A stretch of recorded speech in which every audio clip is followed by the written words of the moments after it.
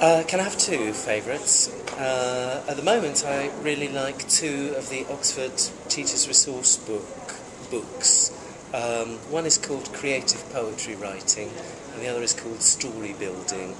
They're both by a woman called Jane Spiro, and I think they are fantastic because they get students in a supported way creating texts in the classroom, which is fantastic. Poetry and stories. It's great.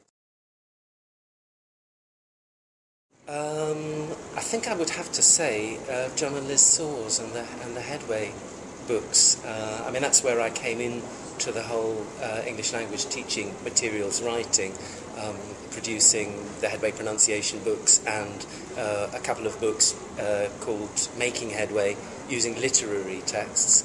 And the series has just gone on growing and developing, and a lot of the other publishers have imitated that recipe, and I don't think to date I haven't really seen a new, very different recipe from that. There are little tweaks that are made, but nothing radically different, as radical as that was when it first came out.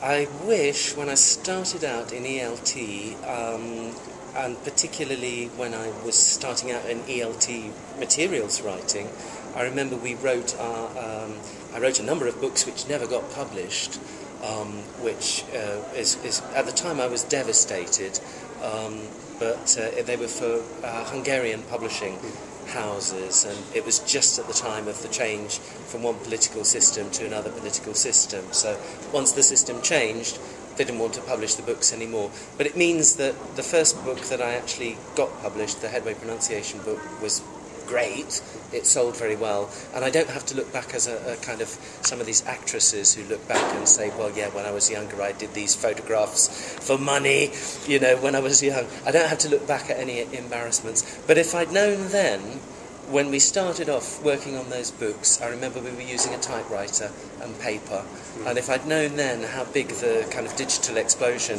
would be, I would have got in there a lot sooner. But, you know, sooner or later, I think we're all coming round to it, and the digital revolution is very, very interesting in publishing terms.